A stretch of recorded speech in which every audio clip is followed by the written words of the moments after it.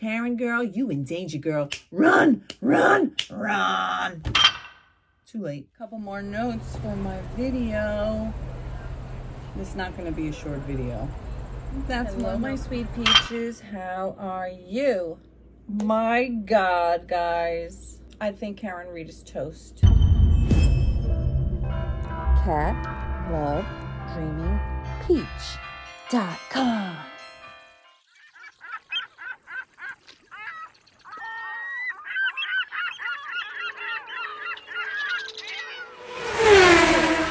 This is just a quick update because I have work to do. I have to leave in 10 minutes to go get my son. Then I have to come back. I have to finish a presentation so that I can submit it before my meeting tomorrow where we're going to talk about it. And I screen recorded probably like 3 hours of today. Oh, also I just recently got out of the shower and my hair is all wet, which is why it looks a little bit like this. And my God, guys, I think Karen Reed is toast. Dr. Judson Welcher, he squelched her like, my God, crushed. She's going to prison. Now I took a quick glance at Emily D. Baker's chat. I'm just going to try to de-knot my hair a little bit. I'm going to just use this video as a mirror because I have to get ready to go get my son in a minute and I have to actually exchange something, so I have to get out of the car and go into a public place. But anyway, in Emily D. Baker's chat, I mean, I only glanced at it for literally 30 seconds. After court ended for the day, because you know she's always a bit behind, so it was still going, and I could not believe my fucking eyes that there were people in the chat trying to make excuses. That's what I was thinking. Who the fuck is gonna try to make excuses still? And yep, there they are. Oh, I wanted the title of this to be, what was it? I guess I was wrong about Karen Reed. And that was the one thing I was wrong about. That when she tapped John O'Keefe's car, what was it? They said the name of it. I don't remember. When she tapped his car, that was supposedly her alternate excuse of how she cracked the taillight. There was some snow that came off the car. As I had said in my, excuse me, go back a little. As I had said in the videos that, you know, based on the very, very, very blurry video that they showed, it looked as if, hold on, those are my son's clean clothes and my clean clothes on the bed. It looked as if the car might have tapped like a tiny bit, like a nudge, like that would have been a nudge, like the ARCA witness Dr. Rentschler had said. She could have nudged him, which was his very loaded way, trying to downplay, sugar-coated way of saying, well, yeah, she might have hit him. But what she did to John's car when she was backing out at 521, I think it was, something like that, to go back out to look for him, that was a nudge. And I had said that I didn't see any snow fall down, but Dr. Judson, what was it? Welcher. Dr. Judson Welcher. So there's Dr. Andrew Rentschler, there's Dr. Whiffen, and Dr. Judson Welcher. Welcher is also an accident reconstructionist, bioengineer guy. That's the alarm. It's just about time for me to go get going. So I just want to say that the amount of information that he had, the amount of research that he did, what he lined up, what he showed, everything that he showed, which I screen recorded, and I'm going to attempt to get it out, but I'm most likely I'm going to share the screen recordings of today's testimony for members on, YouTube members and Patreon, just because it's a lot of work to screen record all day long and get all the relevant stuff and then go in and edit it and all that stuff. Okay, so, but my opinion about it, I will share publicly, like this one. But I just want to put out a quick one that says, oh my God, I think that day 21 is the day that was the nail in the coffin of Karen Reed's reasonable doubt, third-party culprit theories. And yes, there's still some Karen Reed. There's going to always be Karen Reed people, free Karen Reed. And even after she likely gets convicted, if she gets convicted and goes away to prison, there will be people who will forever believe that she was wrongly convicted and that it was a con frame job with a corrupt town that for whatever bizarre reason 60 plus people from all different levels of fields that they work in across the spectrum, from friends to family members, minors, through troopers and sergeants and experts and doctors and forensic scientists and bioengineers and on and on and on and on, regular people, all the whole spectrum, 70 plus witnesses by the time it's done probably, that all are lying to put one woman away in prison for the murder of a good guy who did nothing wrong and was in fact a hero of sorts. Yeah. So I feel so bad for her. Like I have like this dark cloud of feeling.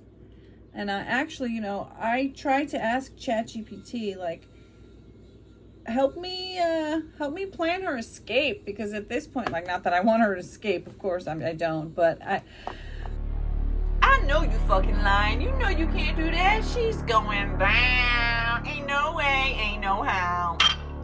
Like the other day, I was thinking to myself, her only way out is to try to do what Donna Adelson tried to do, but maybe get away with it. Like her mama and her dada, they need to go get some tickets to Vietnam or some other non-extradition country and sneak out. I don't know if there's any way they could do that. Probably not. The chances of them escaping would probably be nil, but that's what I'm getting. My spidey senses are saying she's got two options in life: 25 plus years in prison, or try to fucking run. Run, girl, run! You can't run, you can't hide. You're not. I mean, I don't know how she could. I'm not encouraging it. Of course, that would be like, probably like what happened with Donna Adelson. You're just gonna get scooped up and thrown in jail, and that'll be that. But I think that the level of expertise, data, oh my God. I started to record. I was behind, but I started to record at like 11:30, and I basically recorded almost the whole day because Dr. Judson Welcher, wow, he proved, in my opinion, that she hit him with her vehicle. He proved every injury on his body came from the vehicle. He proved that other than a little bit of snow knocking off the back of his vehicle, I don't know why I can't find it quickly what kind of car he had, but they tested his car. They looked at his injuries. They looked at, he put on jeans, a black hat. He put on the same shirts, same kind of shirts that John had. He stood there looking a lot like John would have looked, and showed the height of the tail light, the height of the wind wing thing he talked about that would have been right by his eye. He showed the car going into him at 2 miles an hour. He put paint on the the tail light and some paint on his hand, and he showed exactly, I mean, it matched up. It was spooky. It was spooky. It was sad. It was heartbreaking to see it come to life, how John O'Keefe most likely met his tragic, fatal demise. Laying there, according to that brain surgeon, likely not dead right away. Probably unconscious, but may have had some inkling he was incapacitated and couldn't move. Most likely he did lose consciousness, but didn't die right away. And just died a tragic, cold death. And the way he lined up John's phone data and the Lexus data, and he adjusted it for drift and matched it so perfectly within a, let's see,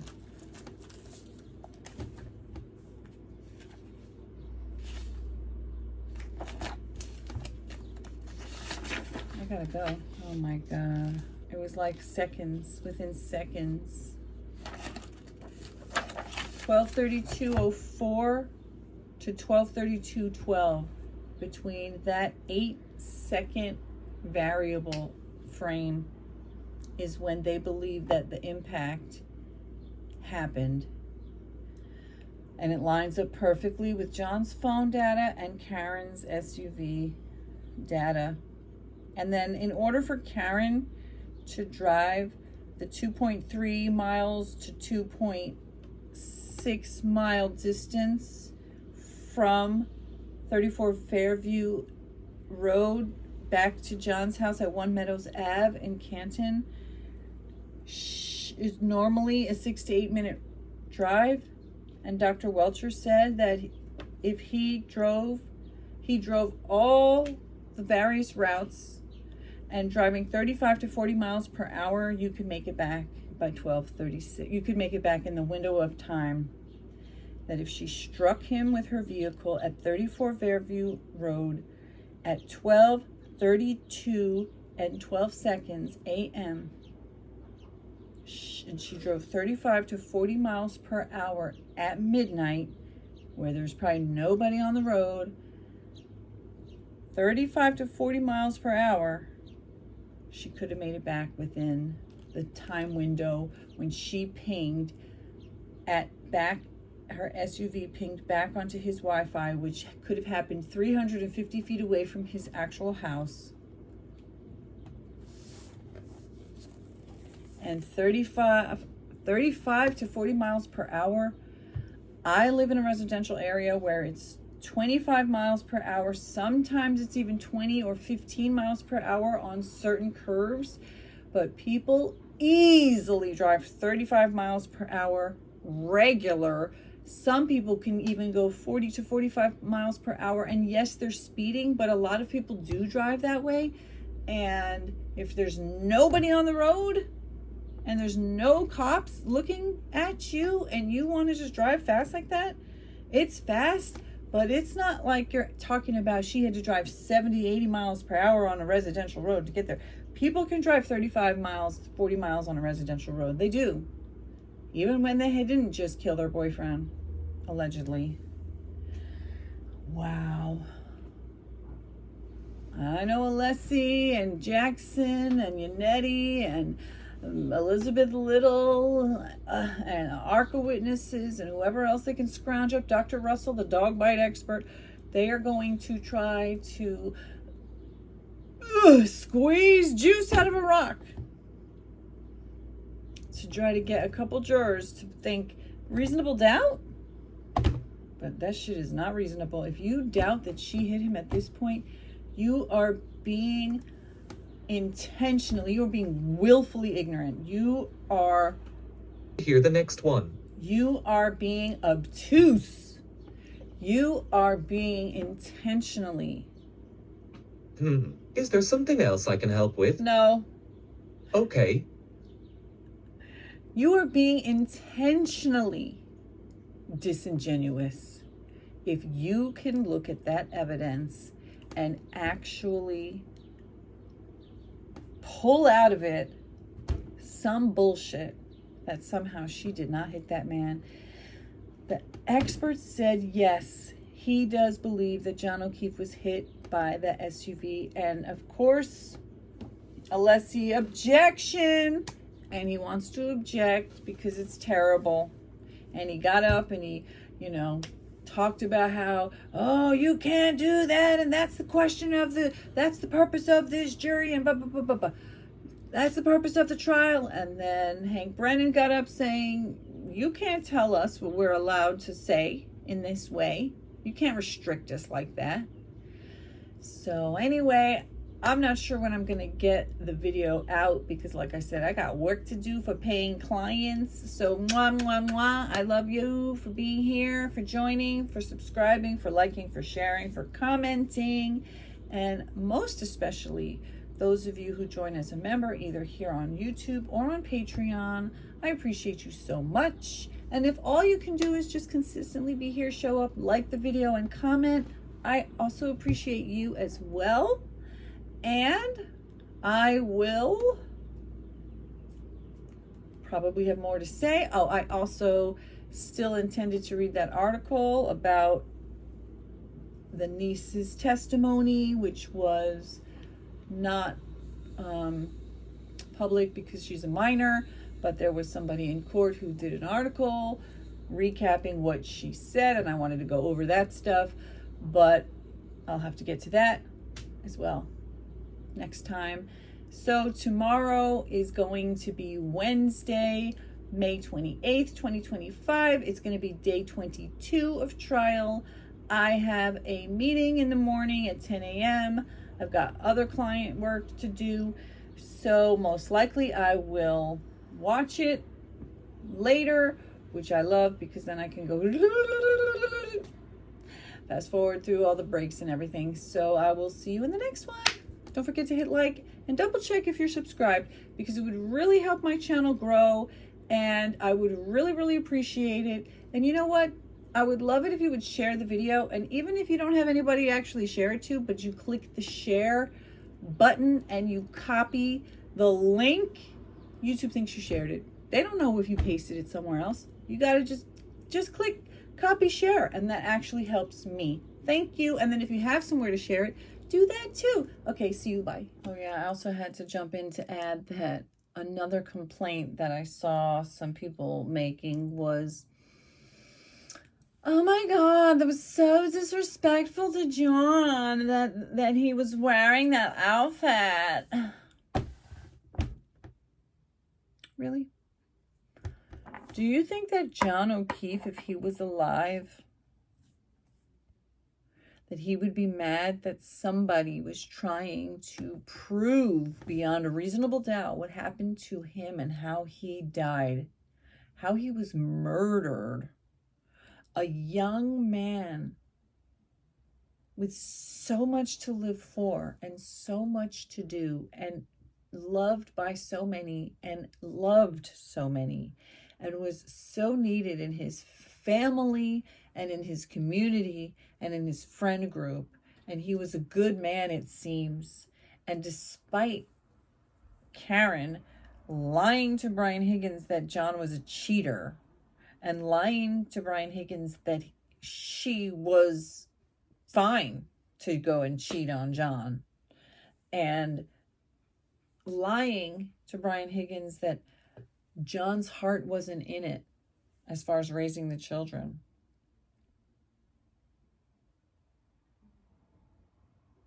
This is the woman, a lying, cheating, two-timing, two-faced woman who resented the children's existence. She liked John. She had a thing for John from 20 years before. And he was a single guy, a single child-free bachelor. She just wanted that. The fuck? It's fucked up that his sister died. It fucked up everything. Now these fucking kids are hanging around. She never wanted kids anyway. She thought that other people should have. Let other people raise these fucking kids. Why is it on John? Forget the fact that he'd been doing it for 9 years by his own choice. But yet again, this is the woman that y'all defend. And you have the nerve to say it's disrespectful that the Commonwealth is trying to get justice for this man whose life was stolen way too early. And that all of these people who have been impacted, who are are still minors to this day, in desperate need of love, attention, affection, and parental guidance. And now they've lost a man who had stepped in to take care for them after they had been orphaned. That's why I really want to read what Kaylee said. Because it wasn't good for Karen.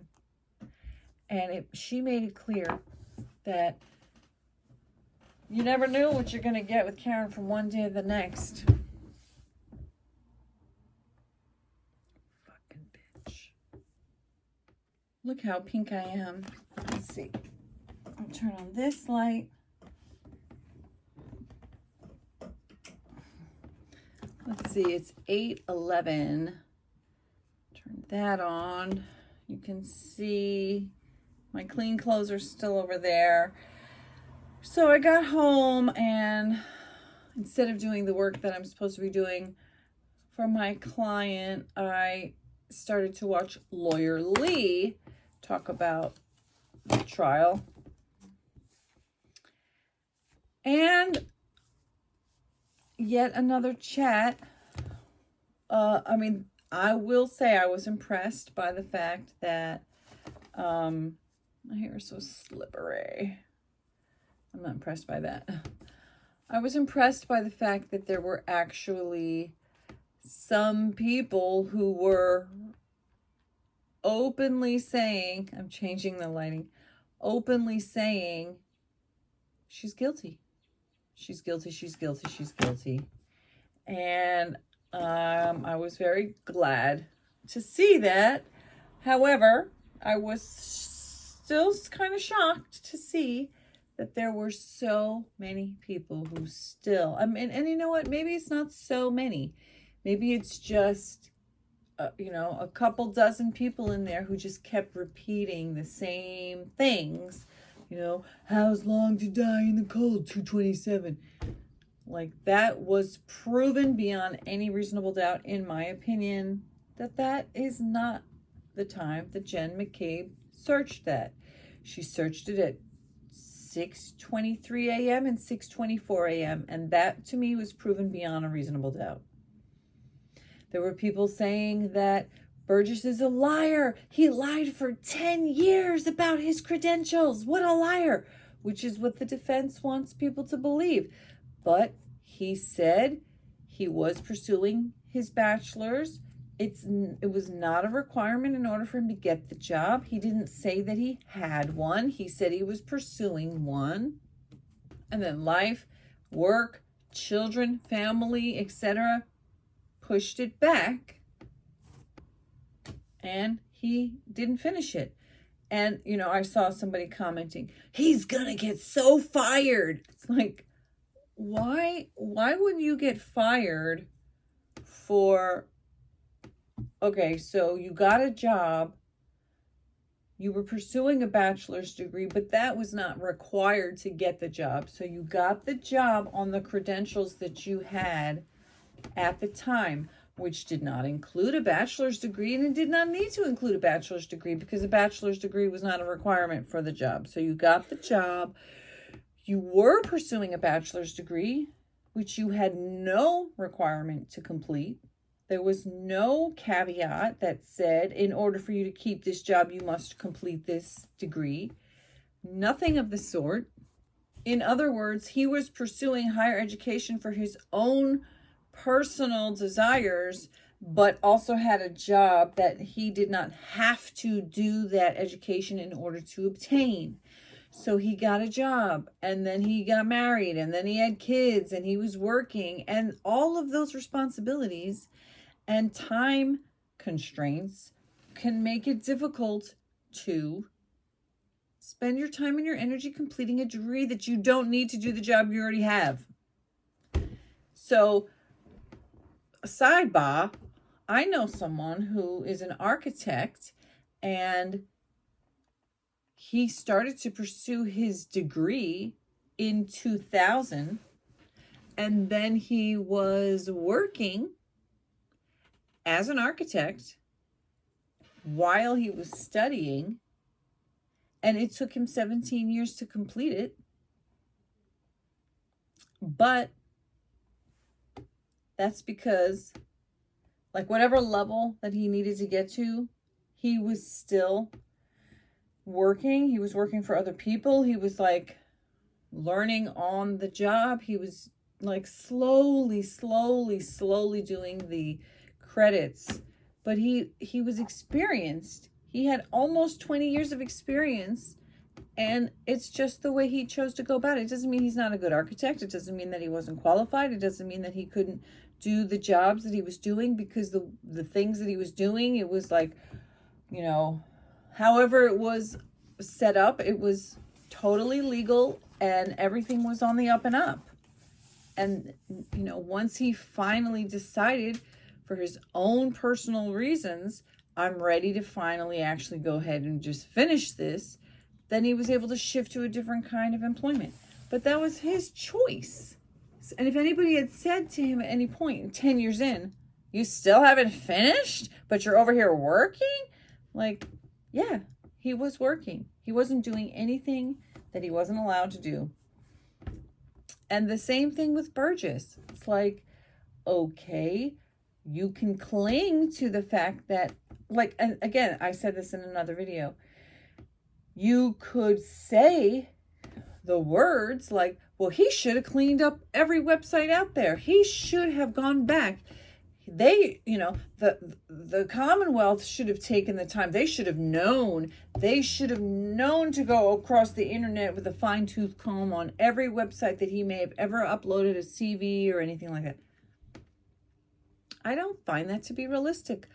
I could probably, if I were to sit here for 10 minutes, I could probably think of 10 to 15, maybe even 25 different places where I've applied for a job and I've uploaded the resume that I had at the time, and maybe I was pursuing something, you know, like I was studying for a bachelor's degree at one point, but I stopped pursuing it. So there are definitely resumes out there that show that I was enrolled and that I was going, and I don't say that I completed it, but neither did he. If he had a date of completion, and then, like I said, if he never went back, you know, yes, ideally, you'd be able to go back to every single website that you'd ever been on, but when you don't have the password, you don't even remember what your username was or what email you used when you signed.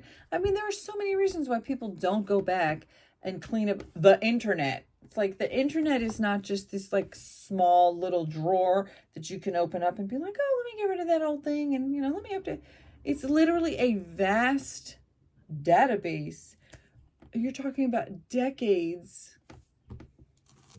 Ultimately, what I believe is that the people who are desperately clinging to the hope and the wish and the fantasy delusional narrative that Karen Read is innocent and that everybody is lying, in order for them to maintain that stance, that mental position, every single piece of evidence and facts that's coming their way, it's like they have to debunk it. They have to prove it wrong. They have to say it's false. They have to say it's a lie. So they're not complaining about a single point of data that Burgess brought forth.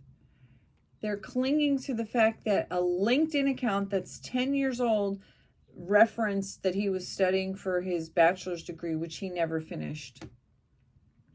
And they are trying to stretch that into, you're a liar. You've lied about what your education is. You got that job under false pretenses. Everything you've said is fake and false because you're a liar. And you also had a typo. You said January 30th by accident instead of January 29th. And you had a LinkedIn account that claimed that you were studying for a bachelor's degree that you never completed. What a fucking liar. Okie dokie. I'm not convinced of it. And then today with Dr. Welcher. What are the complaints? Well, Lawyer Lee was saying repeatedly, oh, it was so confusing. It was so confusing. And I'm like, I'm sitting there listening to what she's saying after I just listened to hours of the most precise, understandable, lockstep, puzzle piece solved, every single angle, every point of data, every scratch.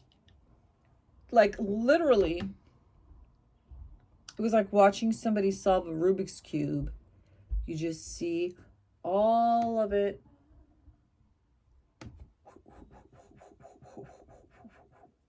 Brilliant. Perfectly. All complete. And then to watch the comments scrambling desperately to explain away why he was able to reconstruct to absolute perfection every injury that John had and every detail from that car, top to bottom, left to right, bumper to bumper, tail light to tail light, injuries on John. The medical examiner said yes, his injuries are consistent with a vehicular strike. The accident reconstructionist said it. The injuries lined up exactly. It is like today, I believe that her case is dead in the water. Deceased. There's still the Karen sycophants out there desperately clinging to any excuse, any deflection, any projection, any twisting of facts, any, false narrative, any blaming another of being a liar, a deceiver. The people who believe that Karen Reader's innocent are willing to believe that 60 or 70 people are all lying to frame one woman instead of believing that one woman is lying to save her fucking self from going to prison. For the obvious fact that she hit her boyfriend with her SUV, and whether she did it on purpose or didn't realize it until sometime a couple hours later, she has shown countless points of consciousness of guilt. She literally said that she was expecting to find his body on the side of the road where she found him, where she left him. There's so many pieces of evidence. It is overwhelming. It's chilling. It's heartbreaking. And what's also chilling is how far people are willing to stretch their imagination to find any way humanly possible in the most fantastical, unlikely, unviable ways. They are trying to scrape together any semblance of anything to convince themselves that she's innocent. And what's so crucially important to me and interesting is if you really look at the people who are saying things in the comments about how innocent she is and what they believe that the alternative story is, you'll see that although many of the people who are pushing this narrative do repeat a lot of the defense talking points,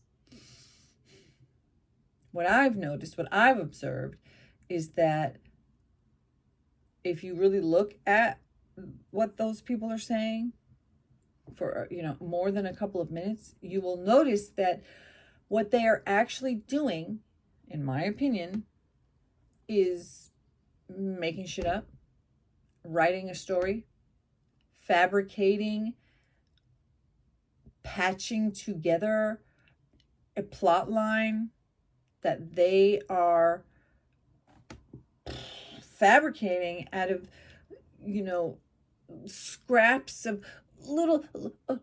Jen texted, "How's long to die in the cold at 2:27," and I heard that they got rid of their dog, and they got their basement floor redone, and they sold their house. So based on that,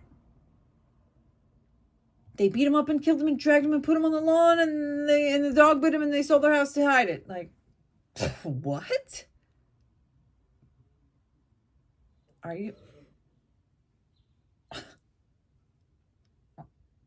What? Okay. Like, huh?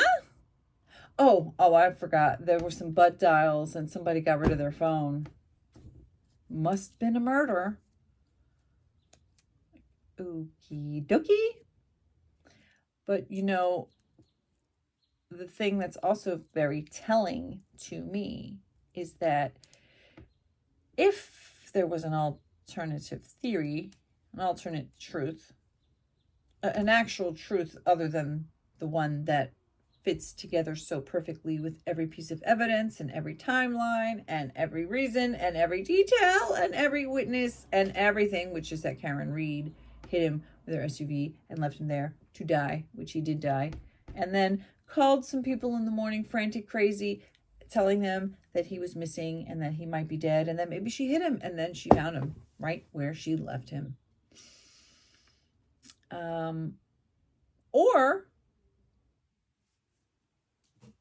Or somehow these mastermind geniuses were able to frame this woman in such a way where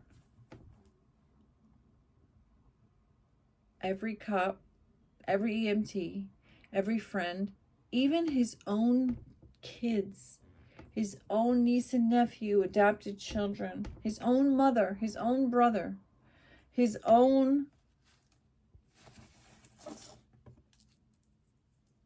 good friends,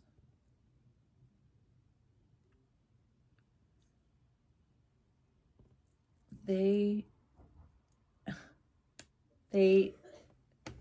all helped collude to murder him.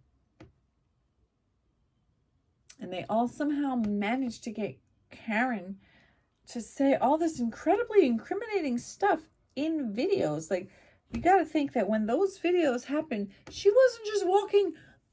It wasn't just like getting off the bus or the train and trying to get home. And then they were like, "What did you think?" And she was like, "Oh," she just spouted off some random shit. And she's like, "Oh my God, I was totally caught off guard, unawares. I was taken aback, No, she fucking chose to go there. She prepared for it. It was scheduled. It was being recorded. It was being filmed. She sat there. She took multiple takes. They got it on film. She put out a docu-series. But Karen lovers will ignore Karen's own words unless they suit the narrative.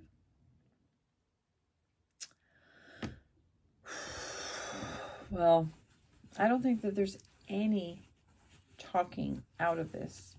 I don't think there's a single way they're going to get out of this, except, like I said, if she tries to go to Vietnam or something. Here's a list. China, Russia, Iran, Saudi Arabia, the United Arab Emirates, Vietnam, Indonesia, Cuba, Algeria, Ethiopia, Moldova, Solomon Islands, Belarus. There's a bunch. Brunei, Cambodia, Indonesia. I said that already. Look, I'll show you all of them. Countries with no U.S. extradition treaty. I mean, I would say probably most of these, she would be like, nah, you don't want to go to North Korea, Afghanistan. I mean, why not Kuwait, Armenia? I don't know. You got to find one of them, you know. Vietnam could be nice. You could go to, this place could be nice, I heard. You know? You know what I'm saying, girl? I mean, I don't know where you're going to blend in. Blend. Gots to blend. You know? They could get a private jet. Jet on out. You better get going, girl. Because otherwise... And it's sad. Let's see. Oh, let's see what this Chinese...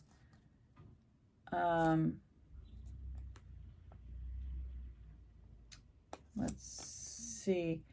Teach your children the importance of adaptability and resilience, and not to murder people.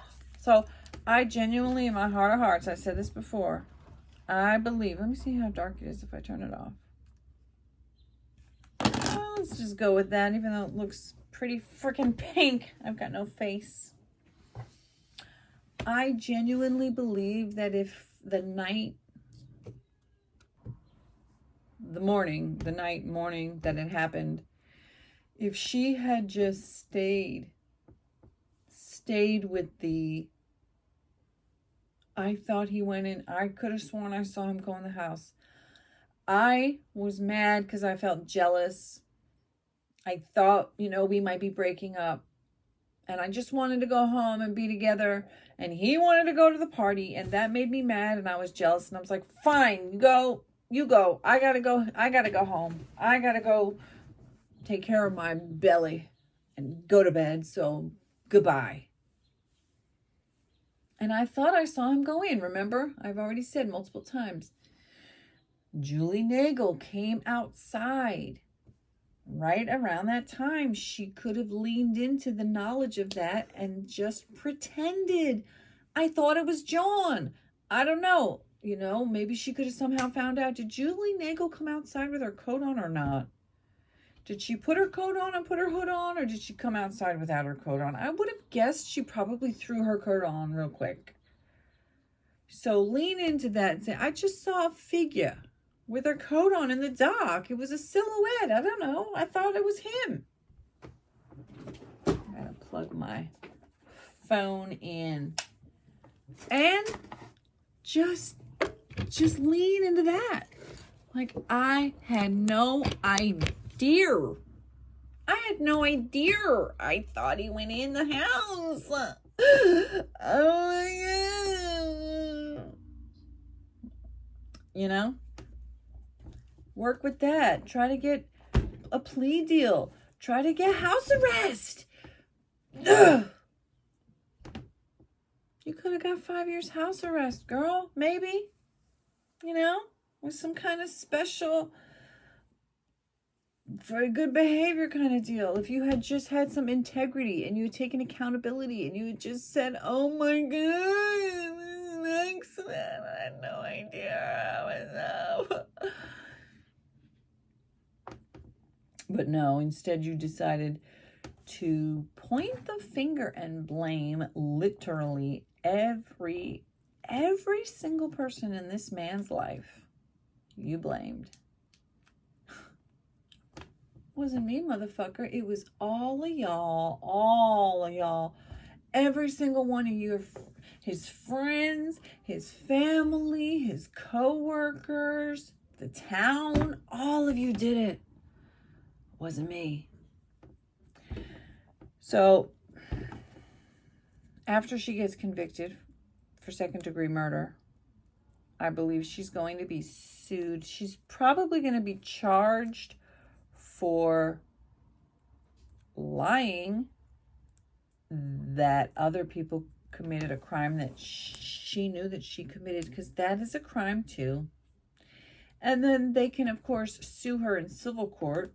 The family's already done so. And the results are waiting, or I don't know about the results, but they paused it to say, like, let's find out what happens if they find her guilty. Another thing a lot of people keep clinging to is the fact that the medical examiner couldn't determine the manner of death. Or, is it the manner? The manner of death was, wait, hold on. Okay, a medical examiner primarily decides the manner of death and the cause of death. So the manner of death describes the circumstances surrounding it, which can be natural, accidental, suicide, homicide, or undetermined. So a lot of people are clinging to the fact that she said it was undetermined, as they think that means there's proof that it wasn't a homicide. But by her saying it's undetermined, what she was saying, what she said is, I don't know exactly how he died. She knows that he died from blunt force trauma, blunt force injuries to the head, plus hyperthermia. That's the cause of death. The blunt force trauma to his head and hyperthermia. The manner, was it an accident? Was it a homicide? She doesn't know. That's the purpose of the trial. Once the trial is decided, once they come back and say guilty, then the manner of his death, or the cause of his death, will be adjusted to say homicide. However, if somehow in a bizarre circumstance they come out and say not guilty, or they can't decide and it's another mistrial, it'll stay undetermined. If they say not guilty, then maybe they'll rule it as an accident. But the fact is that the fact that she couldn't determine it does not mean Karen is innocent. It just means we need a trial because we can't tell. We know he didn't do it to himself. We know it wasn't natural. So was it an accident? Or was it a homicide?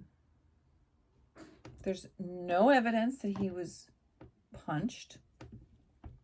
There's no evidence that he went into the house. There's no evidence that anyone did anything to John O'Keefe except Karen Reed. And it doesn't make me happy. It makes me very sad. It's a tragic situation. It's a very, very tragic, awful, sad, heartbreaking circumstance for everyone involved. And, you know, if she had had integrity and she had really truly been sorry and it had truly been an accident, I think it could have maybe been appropriate for her to have like 5 years house arrest. Although, you know, she was drunk driving, so there's that. So maybe it would have been 10 years. But the fact that I believe that she went through such great lengths to cover it up, lie and hide, and then point fingers and blame everybody else brings it to second-degree murder, and could be even worse. That's my opinion. See ya tomorrow. Oh, and I wanted to just add one last thought, which is that, like I was saying, Lawyer Lee was saying, oh, It was so confusing. Today was so confusing. And there were so many people in her chat like, oh, it was so confusing. I couldn't follow it. And I'm like, confusing? The only way I could possibly see today being confusing is if you are stuck in this mindset, Karen is innocent and everything that everybody said is a lie. So it was like such clear and convincing evidence that she was guilty and that he was absolutely hit by the SUV. It was so perfect, like A through Z, 1 through 100 with not a single beat missed. It couldn't have been more harmoniously, perfectly matched up, more succinct, concise, understandable. And so my conclusion is that the only way you could be confused by today is if you are so utterly dug into the belief or to the standpoint that she absolutely cannot be guilty and that every piece of evidence that comes in is fake, planted, false, or a lie.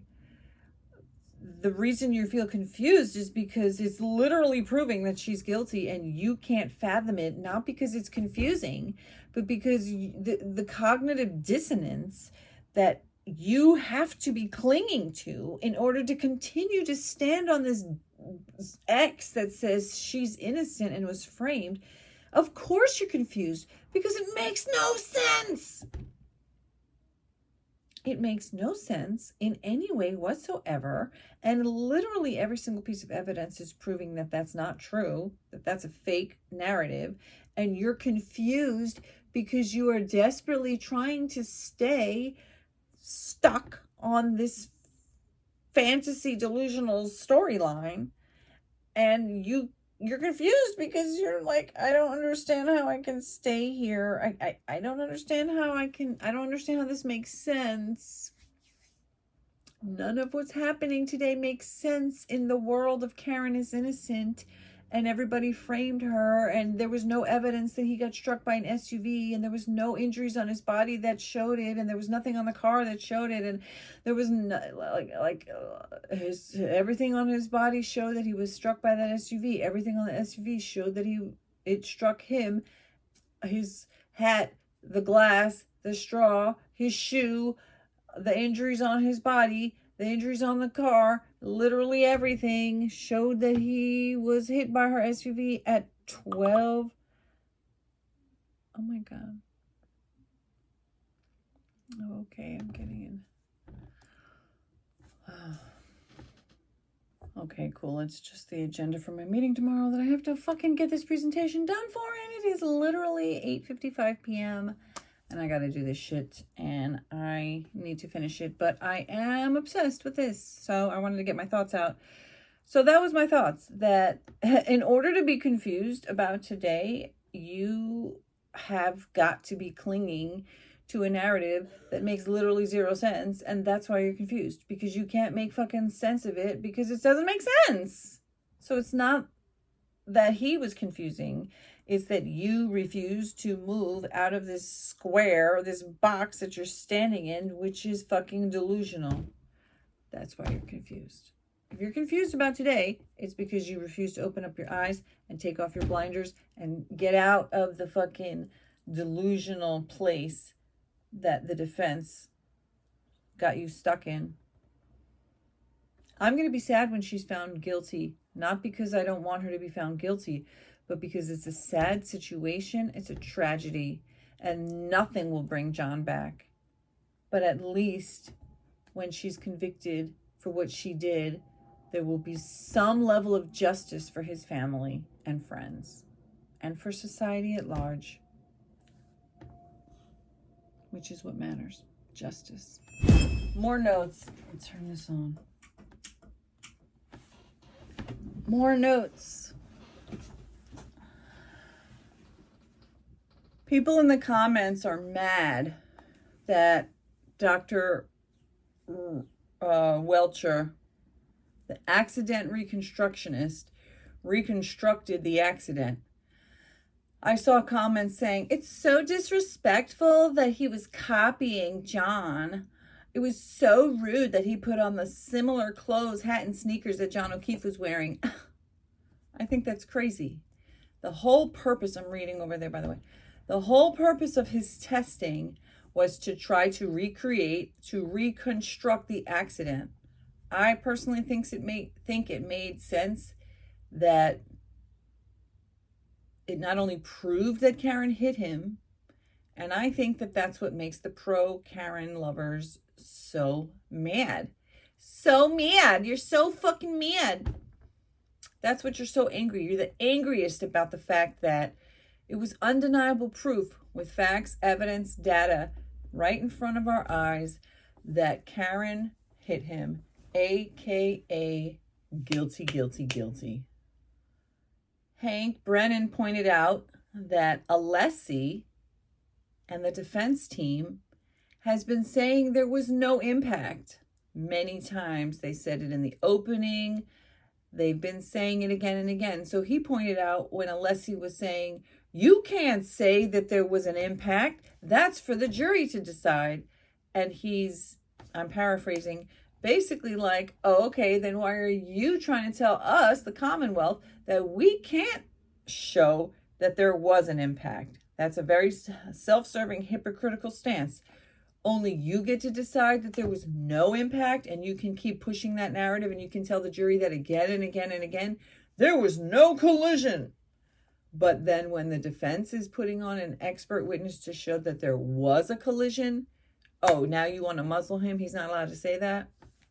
You can say that there was no collision, but they can't say there was a collision?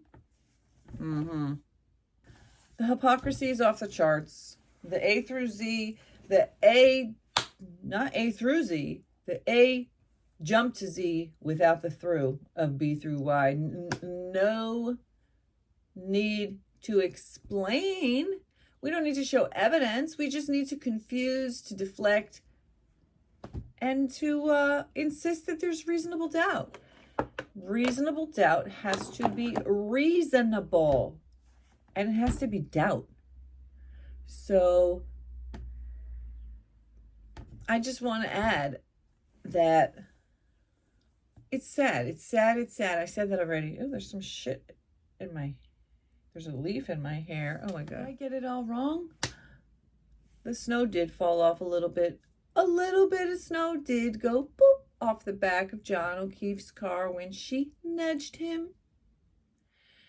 When she nudged his car, which I believe was a pathetic, flimsy, transparent attempt to make it look like she broke her taillight there. But as Dr. Welcher proved, it wouldn't have impacted on that spot, even if she did nudge him. And it seemed like she may have nudged him just slightly enough for some snow to fall off the back of his car. There was no damage on her car where the impact would have been. There was no damage on his car. There was no damaged taillight on the ground. So yet again, additional proof, she did hit John O'Keefe with her car at 34 Fairview Road at 12:32:04 to 12:32:12 a.m. So while the people in the chat who are pro Karen lovers, and I do believe you're in some type of a cult mind, they seem to be desperately clinging to their narrative. But I also see those numbers are dwindling. Despite Emily D. Baker and Peter Tragos, and I peeked in on Carl Steinbeck, despite those lawyers continuing to feed into, and at this point, I think there's a level of cruelty involved with feeding into a narrative that is so utterly delusional, fantastical. And I think it's cruel, because the people who believe that, I think you're unhinged. And I think that you have something is lacking in your life. Something is lacking either in your critical skills, or you're lonely, you're desperate to feel like part of a group or part of a cause. And it's sad. It's really sad to me that people would be so desperately clinging, pushing for free Karen Reed. Why would you free someone who murdered her boyfriend, and then with another criminal act, because it is a crime, she accused everybody in his life, everybody who came out to help, everybody whose job it is to get justice on some level. And she's like, you did it, you did it, you did it, you did it, you did it, you did it. You're all out to get me.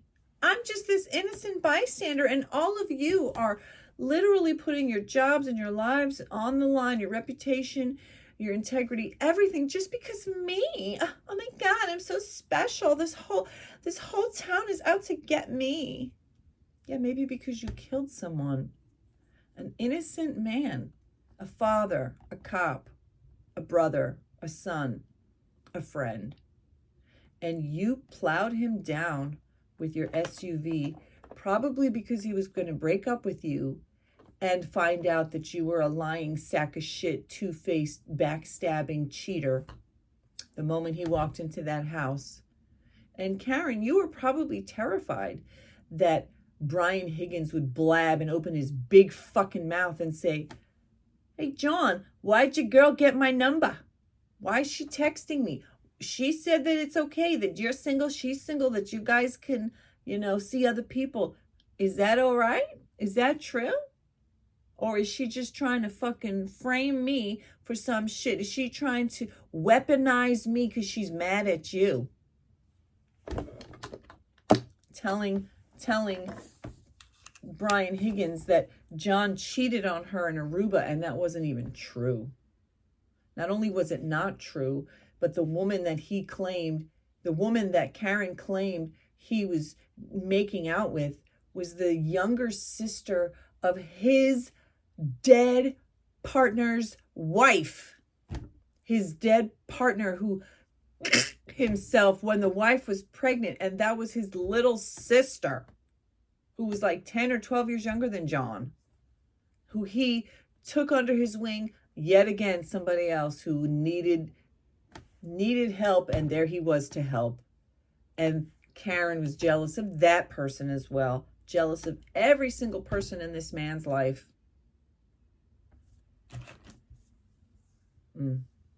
But you, Karen lovers, that's what I said, she's going to be up in jail for decades, and there will still be people out here clinging to the fantasy that she was wrongfully accused, framed, and put in jail. And go right to her for the next 20 years. Unless she miraculously figures out a way. Karen girl, you in danger, girl. Run, run, run. Too late. More important points. So-called dog bite expert that the defense is going to call Dr. Russell. Even she admitted in the first trial that you cannot take an actual specific dog and do like bite marks and then, or like mouth impressions, and then compare it to an actual person's bite and do like a matchup. She said that they don't do that because, I'm going to read over here, it's generally not possible to directly match a dog's mouth to a bite due to several factors. Different species have different unique mouth structures, including different types and numbers of bacteria compared to humans, making direct matches difficult. Variations within even the same breed. Individual dogs have unique dental characteristics, making it challenging to match a specific bite to a particular dog. force and depth of a bite can vary greatly, even if the dog's mouth is identified, which makes it difficult to determine the exact origin of a bite. Aggression and mouthing. So it's unlikely to match a specific dog's mouth to a specific bite. There's also bacterial and viral infections that can be transferred. So basically, the dog bite expert, one of the top dog bite experts in the country or in the world, said you cannot match a dog's mouth to a potential bite on an arm. So why does that matter? Well, a few things. First of all, John did not die from those scratches on his arm. Those were not fatal at all, not even close to fatal. So that was a side effect of whatever killed him. So even if they still had the dog Chloe, so this is one of those defense talking points that Karen Read lovers, free Karen readers cling to, that the dog attacked him. Well, even if that were true, it didn't kill him. And even if, and they got rid of the dog to cover it up. Even if they still had that same dog, they couldn't prove it. So how does that help them? Why would they get rid of their dog to cover up the fact that the dog might have scratched or bitten John in a non-fatal way? Oh, because you wrote this whole other story with zero evidence that the men in the house were beating him to death at a birthday party for a young person. And the dog Chloe got involved and scratched. It's like, it's so out there. It's so pathetic and desperate. I've said multiple times, maybe there was an animal that was scratching at him while he was laying there, but I don't believe that's true at all, especially after yesterday's testimony. Dr. Welcher proved that exactly where the scratches were would be exactly where he would have come in contact with that tail light. The shards of plastic in his shirt matched the scratches exactly, and the height of the bumper matches exactly where the scratches were on his arm. The scrape on his knee matched. The pocket on the back of his jeans matched. Everything matched. Oh, and then Carl Steinbeck, I watched him for like 45 seconds and I turned it off because I am so disappointed in him. I'm disappointed in Emily. I'm disappointed in Peter, but I don't think disappointed is strong enough. I think disgusted would be the word. He had the nerve to say, that was like a 5th grade presentation. You fucking kidding? I know you fucking lying, Carl. That man had a list of reports, of data, of information. He did extensive research. He did extensive testing. He literally showed play by play, blow by blow, exactly how John O'Keefe could have been injured in the exact ways he was injured by the exact vehicle that Karen had with the exact movements that she took based on the data. Even Karen came out of court saying, well, the data is the data. Yeah, it is. So I'm really hoping that somehow my channel starts to gain some traction and that my message can get out there, because I'm one of the few creators out here who are speaking what I believe is the truth. Karen Read is guilty, and it's not a happy day. It's not a victory. It's tragic and it's heartbreaking. And the day that she gets found guilty, I will be sad, because there's no joy to be had from a man who was murdered. His life was cut short. He was stolen from his family and friends and from his community. And it is a crime to accuse other people of the crime that you yourself committed. That is a crime in itself.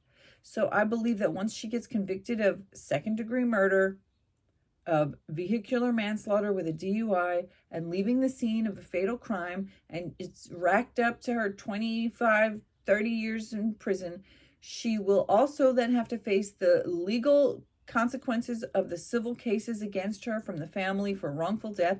And I would expect and anticipate that she may be charged with the crime of accusing others of a crime that you knew you committed, and she'll probably be sued for defamation, etc., in civil court because of the torture that she put these people through, and the harassment and the intimidation and the lies and the defamation that they have experienced, with her saying that they are the ones who did this, they are the liars, they framed her, and all of that is a bunch of garbage lies, in my opinion. Okay, guys, I promise I was done. I was almost done, but I thought, let me just do this quick thing where I want to read out what could her possible maximum minimum sentence be if she's found guilty of all three. Before I get into that, first I wanted to show the Google Maps view, 34 Fairview Road in Canton to 1 Meadows Ave in Canton, and you can see it's 6 to 8 minutes, 2.3 miles to 2.6 miles, and if you're not going 25 miles an hour, you're going 35 to 40 miles per hour, you can make it there in 4 minutes. I previously said that in another video where I showed this same directions, and Dr. Welcher actually did the drive in the Lexus to prove it. Not Karen's Lexus, the exemplar Lexus just like hers that he bought to do all his testing. But with the caveat that sometimes ChatGPT gets things wrong. So I asked the questions. These are the answers that I received. Don't quote me. Okay, in Massachusetts, if you were found guilty of 3 counts, which are second-degree murder, vehicular manslaughter with a DUI, and leaving the scene of a fatal accident, what could your minimum and maximum sentences be?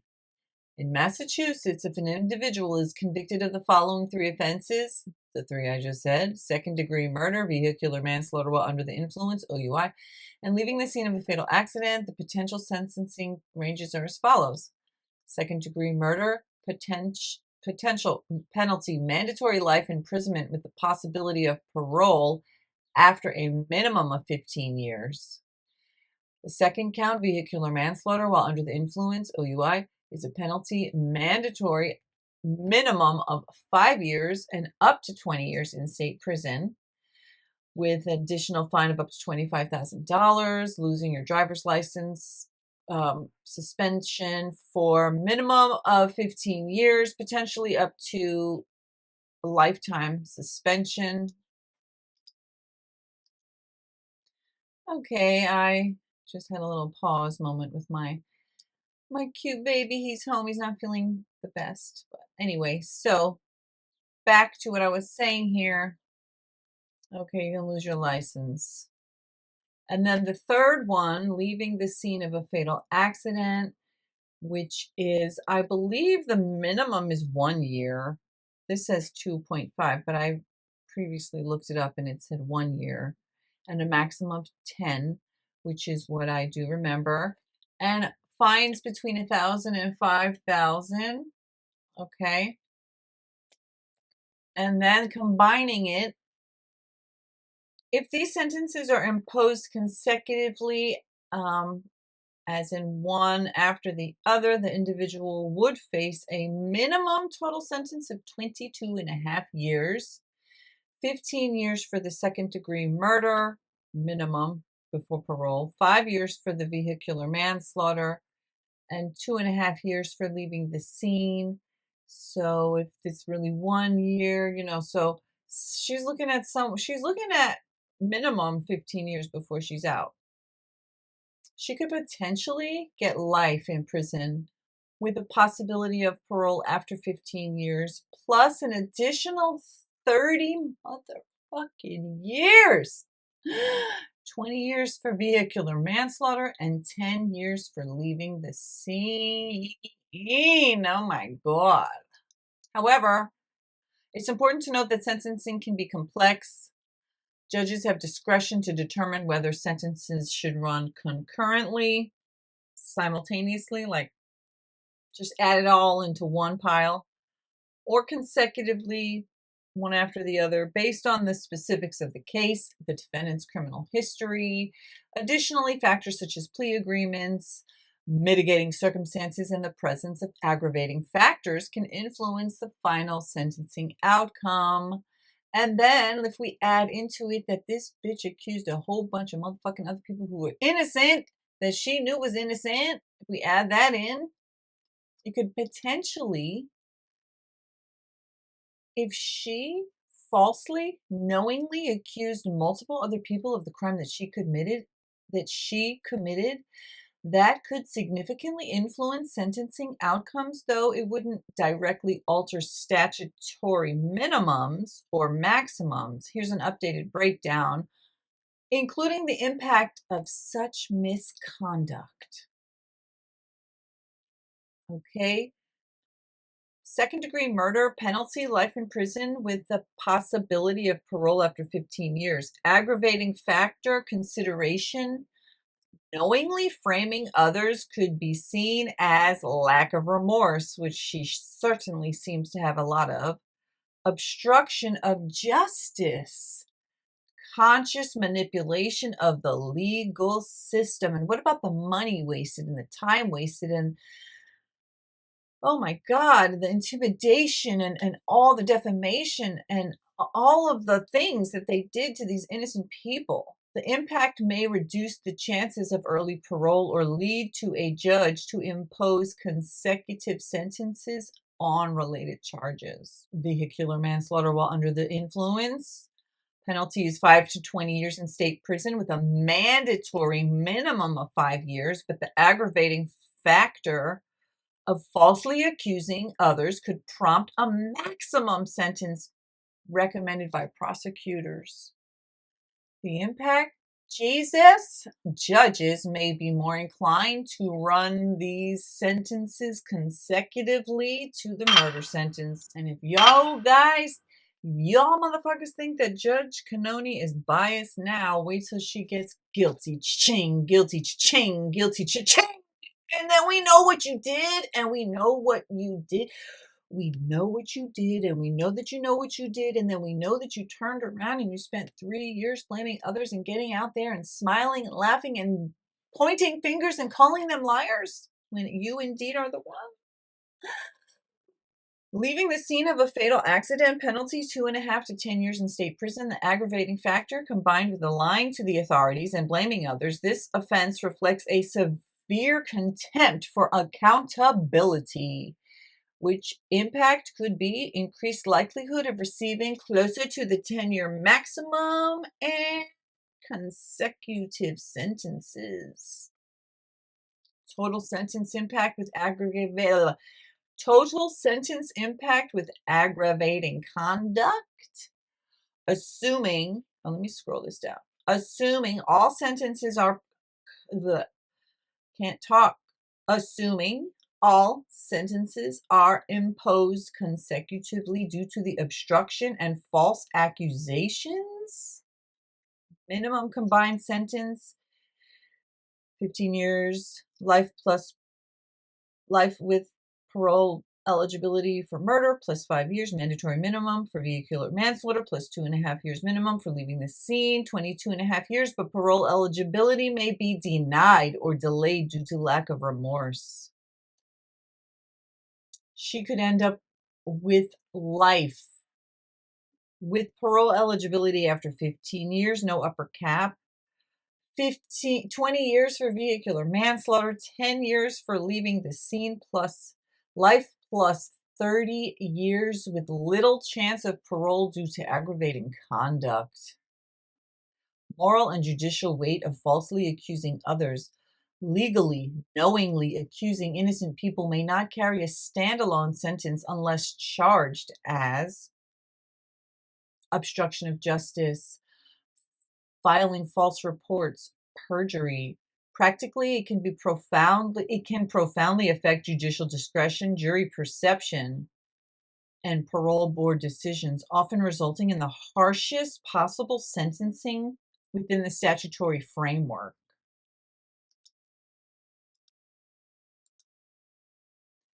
In summary, while the false accusations wouldn't automatically change the statutory ranges, they would very likely lead to consecutive sentences and harsher penalties like maximums instead of minimums, effectively making parole unlikely and incarceration significantly longer. So, girl, like I said, Karen, you in danger, girl. You in danger, girl.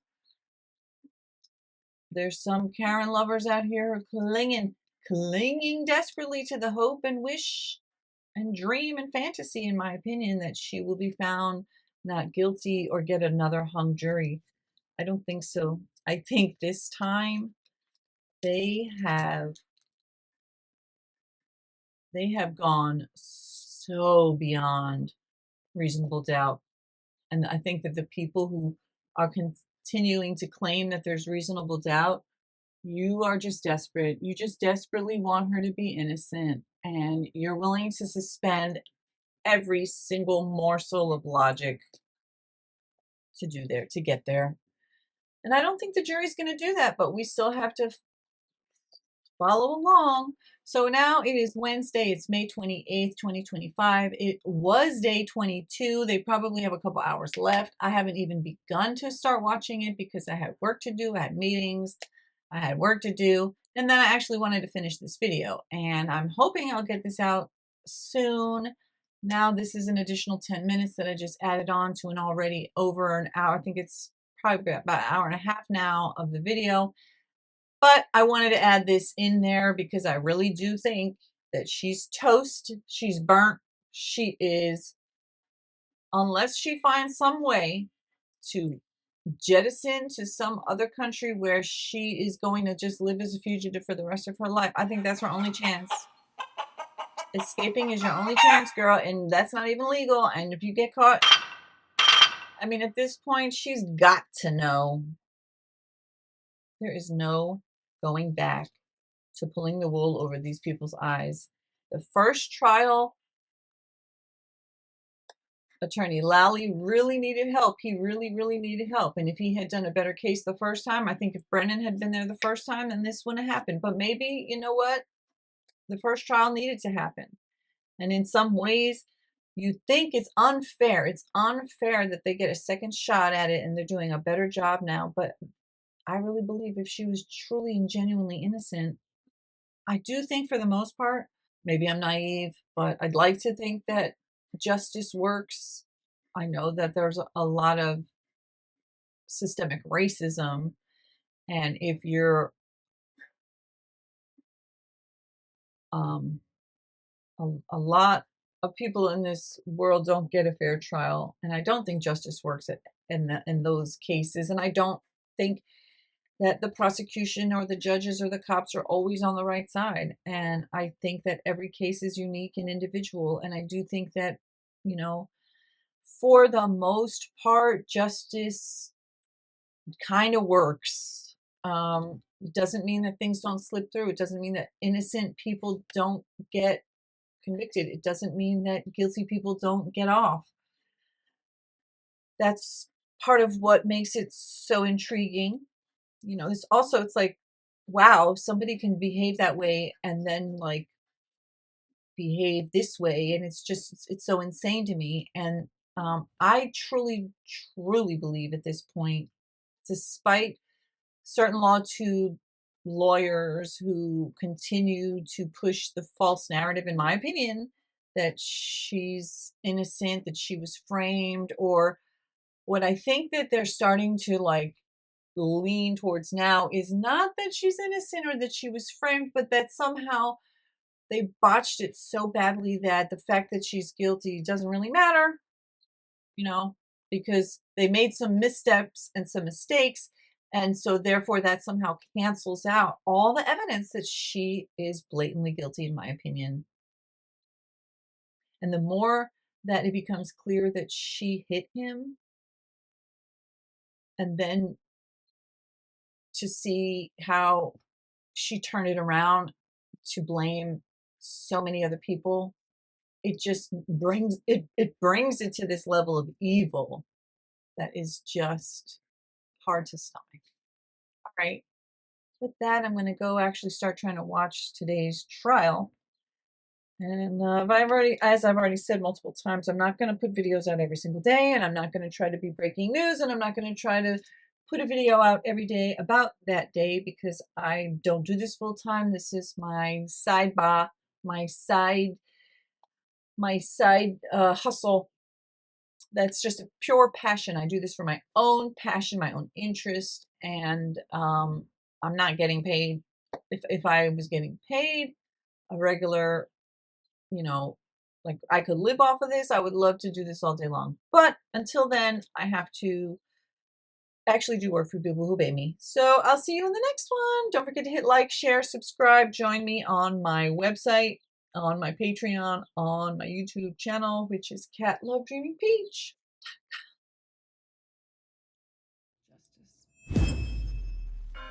Cat Love Dreaming Peach.com.